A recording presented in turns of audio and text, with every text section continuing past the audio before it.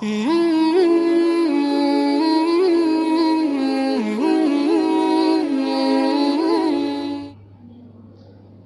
dipaham Pak ya?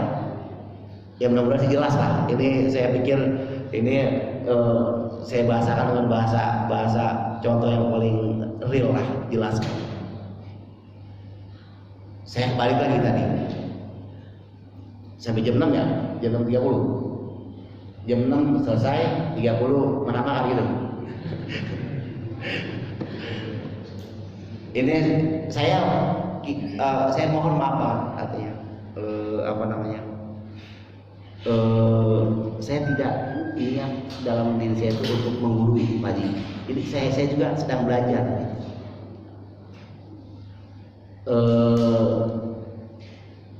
Oke, sekarang saya kembalikan lagi Al-Quran, hadis, ijma, qiyas, baru 4 kan? Cukup lain? Belum cukup. Ada istidlal namanya. Istidlal itu ini yang menjadi fenomena penting dalam pemikiran mazhabul arba'ah. 4 mazhab imam yang masyhur, semua ini ada 7, tapi yang masyhur ini sih yang mutlak menjadi ahli ijtihad mutlak, yang boleh berpendapat sudah cukup syarat. Ini menjadi perdebatan di kalangan mazhabul fiqhiyah. Ada istidlal sebutnya. Istidlal dia bukan Quran, bukan hadis, bukan ijma, bukan qiyas, tapi masuk dalam hukum. Mana istidlal itu ada 7. Syar'ul man qaulana, al-istihsab, al-uruf dan sebagainya. Ini menjadi hukum. Tradisi kita ada, itu bisa menjadi hukum. Karena dalam hadis itu al-adab muhakkamah. Adab kebiasaan bisa jadi hukum. Tapi kalau enggak bertentangan dengan Quran, dengan hadis, dengan ijma, dengan qiyas, karena di posisi yang terakhir. Kita di kampung nih, yang di Padang, yang di Sulawesi, yang di Manado, yang di Bekasi, yang di Sunda, macam-macam punya tradisi. Kalau kita keluar dari tradisi, kita diasingkan dari kampung kita. Karena kita nih punya pemahaman yang eksklusif dalam beragama itu. Kampung kita biasa orang tahlil, biasa orang itu musafahah, biasa orang itu baca sholawat, baca yasinan. Kita eksklusif nih datang ke kampung, itu nggak boleh, nggak ada dalilnya segala macam lah. Bukan orang kampung yang keluar, tapi siapa? Kita yang keluar dari kebiasaan. Tradisi kita di kampung itu kalau mau hajatan, kalau mau walimah syukuran itu mungkin ada hari pertama, hari kedua, hari ketiga, masing-masing daerah. Kita datang udah nggak usah pakai adat itu. Sekarang kita ini hidup sudah merdeka. Kita dari Jakarta, yang pakai adat itu kita diasingkan dari kampung kita. Karena yukhalif anil adat, bertentangan dengan adat. Makanya al-uruf itu syar'ul man qablana, al-uruf istihsan itu semua adopsi dari pemikiran para ulama mazhab. Khitan adalah syariat umat sebelumnya yang kita pakai banyak. Khitan, tahu khitan? Khitan itu kalau bahasa Sunda itu sempitan. Kalau bahasa Betawi sunatan. Kadang ada lagu Iwan Fals kan, sunatan masal. Itu khitanan.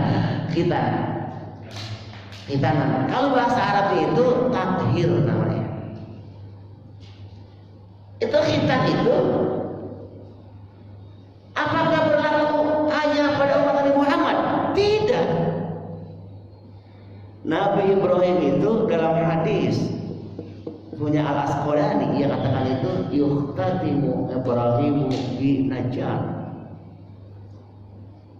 Jadi Nabi Ibrahim usia lebih dari 80 tahun dihitan dengan alat yang tajam.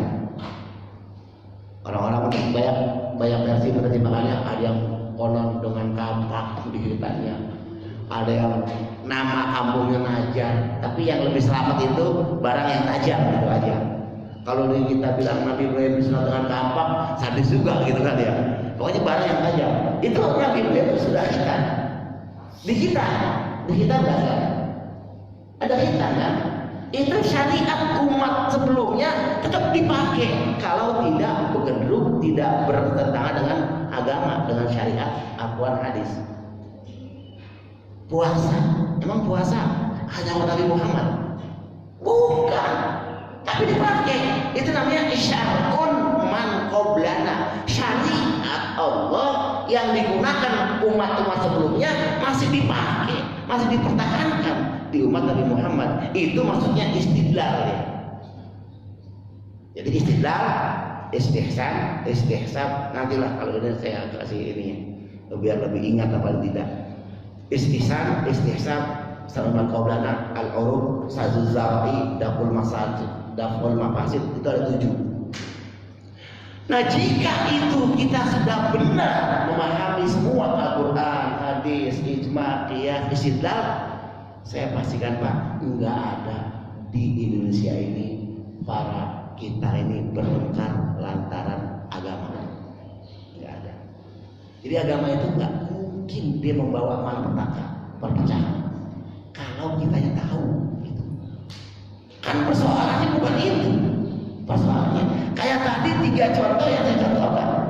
3 orang yang buta didefinisikan mobil, definisikan agama, berbeda-beda ngambilnya, tapi ia menjas orang lain. Saya yang benar bahwa aqua ini bagaikan kaca, menyalakan A dan B, A dan C misalkan.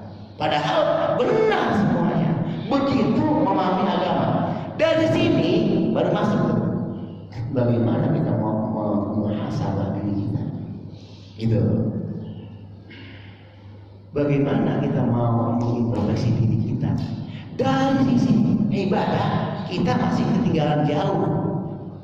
Lalu kita berbangga-bangga dengan amal yang selama ini kita lakukan. Kita sholat berjamaahnya, kita bersedekahnya, kita berhajinya, kita berinfaknya, dibangga-banggakan. Apakah enggak malu kita dengan tadi tasreh itu yang butuh banyak sangatnya untuk mencapai ridho Allah Subhanahu wa Ta'ala? Itu sebetulnya yang mau saya sampaikan.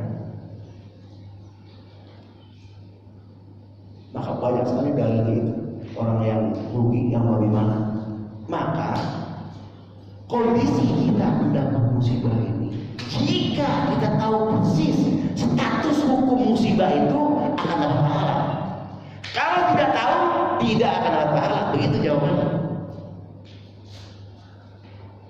Kita beramal tanpa kita dengan ilmunya, khawatirnya nggak diterima, kita nggak khawatir. Bagaimana buat kita? Ya, makanya ada kewajibannya. Utlubul ilma minal mahdi ila lahdi. Cari ilmu dari sejak jebrol, bahasa Betawinya itu, lahir sampai kapan? Hatta zurtumul maqabir, sampai kita masuk ke yang lahat, baru selesai cari ilmu. Kalau kita sudah punya basic ilmu Pak, semakin kita tahu, semakin nggak tahu kita, maka kejar semakin kejar dia. Semakin kita tahu, semakin nggak tahu kita, maka harus kita banyak. Itu kenikmatannya seperti orang beribadah.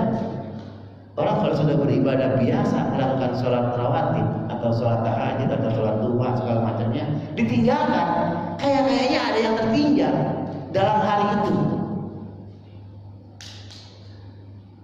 Ya, karena kita di majelis ilmu, ya saya harus bahas ilmu, keilmuan untuk muhasabah diri. Ya belum versinya terlalu banyak, terlalu panjang nanti. Ada bagaimana ilmu yang ya, terlalu banyak. Artinya itu yang saya mau masuk dalam kondisi ini.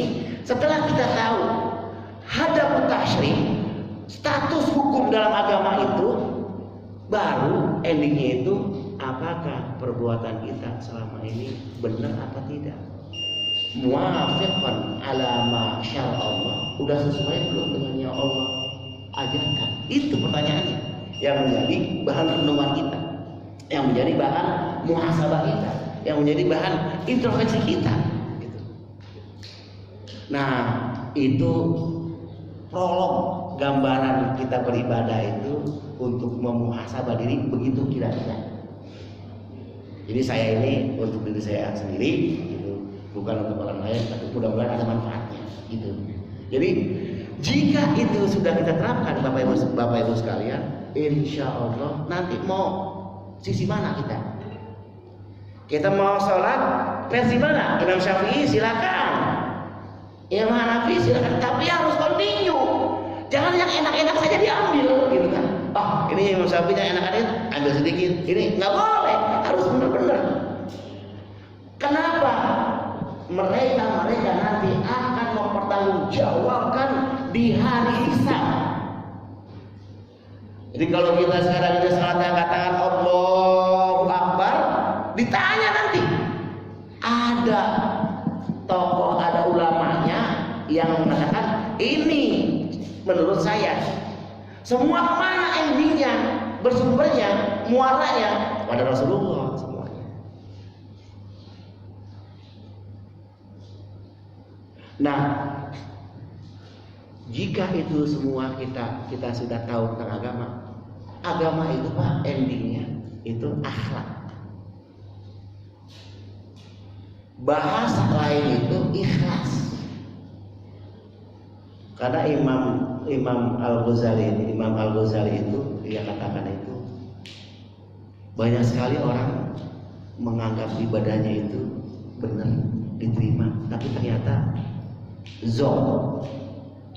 Banyak sekali orang yang menganggap dirinya itu baik, padahal zon tidak baik, nol. Tapi beliau katakan itu wa kam min amalin yatasawwaru bi amali dunya sara bi amali akhirah bi husni niyyah. Wa kam min amalin yatasawwaru bi amali akhirah sara bi amali dunya bi su'in niyyah. Semua kita ini dalam beraktivitas tergantung niatnya. Kalau niat benar, pasti endingnya akan ikhlasnya. Kalau niat sudah tidak benar, itu endingnya tidak ikhlas. Maka ikhlas itu menjadi sumber energi dalam beragama. Akhlak itu inti dari agama, moral. La ilma liman la akhlaqala. Itu Imam Ali katakan. Tidak disebut orang itu berilmu kalau dia tidak punya akhlak. Artinya setiap orang punya akhlak pasti punya ilmu, gitu.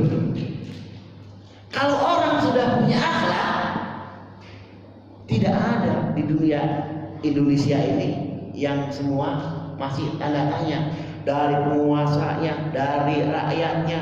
Karena apa? Akhlaknya yang sudah mulai bergeser. Akhlak itu bahasa lain itu ikhlas. Sama dengan adin, bahasa lain itu sirat. Kalau kita ihdinas siratal mustaqim, beri saya jalan, berikan kami petunjuk jalan yang lurus. Bukan itu maksudnya. Gitu. Bukan jalan-jalan raya gitu. As-sirat di mana adin. Itu nantilah insyaallah dalam kajian-kajian kita. Ya saya berharap mudah-mudahan ini hanya prolog saja. Nanti insya Allah seperti kita sudah ngobrol juga, ayo kita pilih. Kebiasaan saya menyampaikan materi itu memang berdasarkan referensi. Ayo, tentu saya sudah buka juga ini. Saya buat referensi, ada Ruhul Ma'ani punya Alusi, terus lagi ada punya At-Tabari, Ruhul Mu'jazul Quran, itu sudah saya sampaikan juga di sini sudah ada. Jadi sekarang kita ilmu itu Pak adanya cukup di depan mata kita sekarang sih, tinggal kita aja mau bacanya gitu. Nah, muhasabah untuk diri kita masing-masing dalam kondisi sekarang ini Coba kita pertajam lagi dengan belajar, dengan ilmu yang kita perlukan. Tidak ada batasnya. Umur tidak menjadi masalah dalam belajar itu. Nah, jika tadi itu yang saya sampaikan, prolog itu begitu memahami agama itu, baru kita korelasikan diri kita. Oh, sampai saat ini saya sudah sesuai belum ya dengan yang tadi dari khilaf batas-batas agama dalam memahami Islam ini. Itu mungkin prolog yang saya sampaikan. Mudah-mudahan pertemuan berikutnya itu kita khususkan mau bab apa kita mau kaji. Pemikiran ya silakan, tasawuf silakan, fikih silakan. Fikih ini tentang sholat aja, ayo silakan. Kita sama-sama belajar. Kita sama-sama belajar biar kita betul-betul nih ada asa kita berbuat itu ada pahalanya kalau kita punya ilmu. Oke, nah itu mungkin Bapak Ibu sekalian, sahabat, keluarga Masjid Ja'far, prolog yang bisa saya sampaikan. Mudah-mudahan ini menjadi pemicu. Ayo sama-sama kita tingkatkan kualitas ibadah melalui ilmu. Memahami Islam dengan Islam kafah, dengan benar-benar kita tahu orientasi Islam kemana arahnya. Jadi kadang kita terlalu ekstrem kanan, terlalu ekstrem kiri. Ternyata Islam itu yang paling nikmat itu dan dengan tokoh-tokoh bagaimana selamatnya Imam Syafi'i dari penguasa, bagaimana terjebaknya Imam Hanafi di penjara, bagaimana terjebaknya Abu Hanifah di penjara, karena semua memahami Islam pada penguasa saat Abbasiyah itu terjadi di dinasti Abbasiyah, dari mulai Khalifah Marwan, Khalifah Ja'far, Khalifah Harun, itu semua memahami Islam itu sangat ketat saat itu. Maka semua mendapatkan musibah dalam arti cobaan. Semakin banyak iman kita, semakin kuat cobaan. Semakin banyak ilmu kita itu, semakin banyak cobaannya. Semakin banyak harta kita, semakin banyak cobaannya. Semakin banyak ibadah kita, semakin banyak cobaannya. Jadi itu kira-kira begitulah. Mudah-mudahan dapat dipahami. Ya sebelumnya tutup seperti biasa, tadi ada pertanyaan, silakan saya kasih waktu untuk kita share pendapat.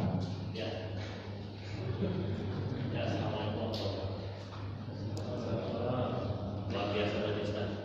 Tadi saya berpikir mungkin ada 10 pertanyaan karena saking luasnya ilmunya seolah-olah. Cuma kayaknya belum diringkas pertanyaan. Saya punya 2 pertanyaan.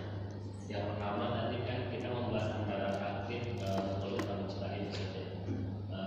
Mungkin ya kurang tahu, mungkin ilmu saya kan masih saya dapat tambahan dalam ilmu. Gimana caranya kita menjadi seorang murid yang hasan?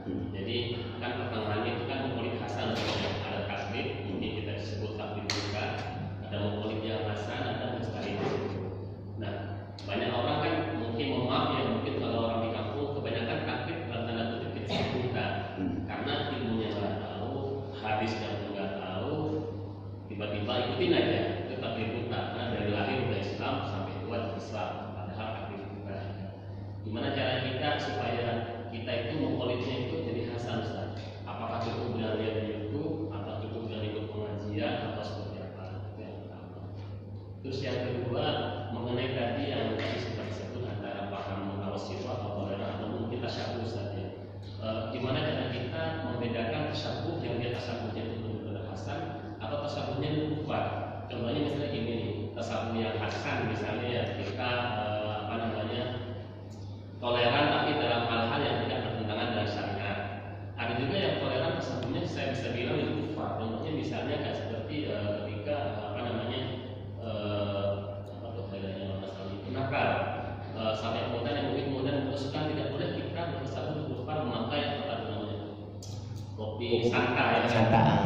Gimana caranya kita tahu Ustaz? Maksudnya bahwa kita tolerannya itu toleran yang benar-benar hasan atau toleran yang sebenarnya dia tersabut dengan kufar. Nah, itu gimana caranya?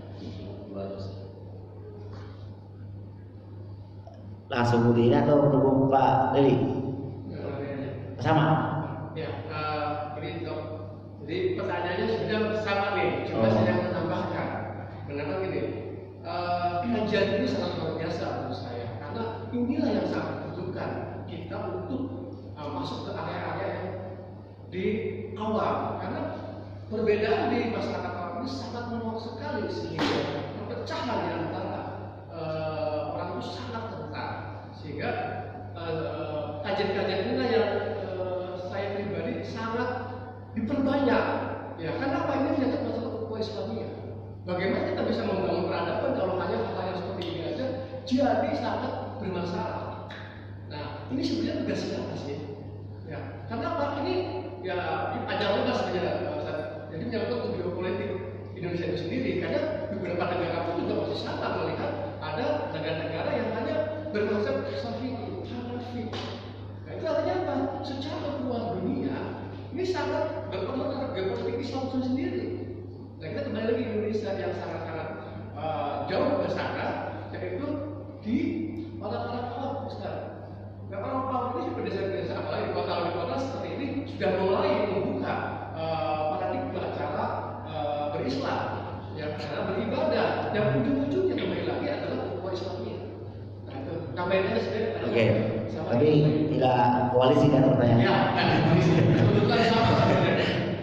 Coba yang lain nggak? Udah dua aja dulu ya. Oke, masya Allah. Kalau ada respon berarti paham gitu. Alhamdulillah gitu. Saya selalu bilang ke teman-teman mahasiswa saya itu, kalau masuk pertemuan pertama, kedua itu nggak ada pertanyaan, itu mengindikasikan mahasiswa itu masih belum nyambung ya, masih belum connect. Oke. Sebetulnya dari paparan yang sudah secara prolog saya sampaikan itu sudah terjawab sebetulnya.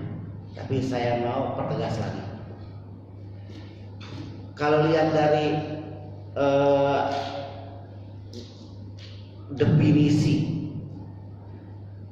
taklid itu kan qaulul qaulil qail wa anta la ta'lam aw la tadri min aina ma'khuzan. Ngambil pendapat orang, kita nggak tahu nih pendapat orang kita ambil, kita pakai pendapatnya, tapi tidak tahu dari mana referensi dan sumber hukumnya. Itu taklid namanya. Muqallid yang mengikutinya, tinggal dibalik saja. Taklid dengan muqallid. Kalau dalam disertasi yang berbentuk tulisan itu, seorang pemikir atau seorang mahasiswa menyelesaikan disertasinya. Ketika mengutip pendapat itu, pendapat Fakhrul Razi seperti atau pendapat saya, dituliskan pendapat saya yang tadi kita jelaskan tentang prolog memahami Islam yang bagus bagaimana, ditulis oleh antum bapak seperti itu, dibuat sebuah karya ilmiah berbentuk bisa tesis, bisa disertasi, atau bisa karya ilmiah. Pendapat saya itu tidak dicantumkan, diambil dengan pendapat sendiri. Itu dia yukhalif ala taklid, dia menyalahi dengan taklid. Bahkan itu termasuk dalam dunia keilmuan namanya koruptor ilmu namanya. Karena saya nggak ngambil itu pendapat saya, tapi diambil itu pendapat yang nulis. Oke. Dalam taklid bagaimana kita supaya tidak bertaklid itu? Pertama, ta'allum, dia belajar untuk menepis, jangan sampai kita nggak tahu benar, buta beneran. Belajar itu bagi siapa? Bagi orang yang qadir ala ta'allum, yang mampu. Tadi sedikit disinggung pertanyaan itu, bagaimana kalau orang-orang yang tidak mampu belajar, nggak ada fasilitasnya, nggak ada aksesorisnya, jauh dari guru itu berdifah, itu diampuni, itu dimaafkan dalam agama itu. Seperti orang-orang kafir jahiliyah saat belum masuk Islam, itu masuk Islam semuanya diifah oleh Allah. Karena tokoh-tokohnya ya, sahabat semuanya kan, yang belum Islam saat itu kan hanya Ali yang masih kecil dari Sibyan dan Atfal yang Rasulullah Islam, yang lain kan sudah pernah musyrik kecuali Rasulullah. Itu dia apa namanya, Isyan, apa bukan Isyan, apa sih namanya, Rasulullah itu dijaga oleh Allah dari berbuat musyrik gitu. Taklid yang paling bahaya itu sampai hari ini kita tidak tahu apa-apa tentang yang kita lakukan, tapi kita berkata ini pendapat yang paling benar. Itu taklid yang paling bahaya. Adapun media yang harus kita kejar dalam menepis agar tidak bertaklid buta, itu banyak sekali medianya. Ini medianya, pengajian salah satunya, para YouTuber yang mengupload sekarang ini kan banyak peluang-peluang kita belajar itu kan dari media yang ada, baik itu Facebook ataupun WhatsApp ataupun segala macam. Hanya saja itu bentuknya li saqafah al-ilmiyah, itu sebatas pengetahuan. Jadi Bapak jangan ketika mendapatkan sebuah pemikiran dari satu, itu dengan gampangnya menjas pemikiran yang lain kalau tidak sesuai dengan pemikiran yang kita lihat. Itu yang bahaya sih dalam memahami Islam. Seperti tadi yang saya bilang itu, botol aqua ditinjau dari 3 versi pendapat A, B, C, D tentang mahwa aqua. Apa definisinya aqua? Semua berbeda-beda. Kalau dia sepakat ketika berbedanya itu menjadi rahmat karena tidak tahunya kita dengan yang lain, itu yang ikhtilafur rahmah. Oke. Sedikit saya sampaikan bagaimana kalau kita ngambil ilmu di media sosial. Saya pernah bahas sejak Marcos ketika saya di Kairo itu.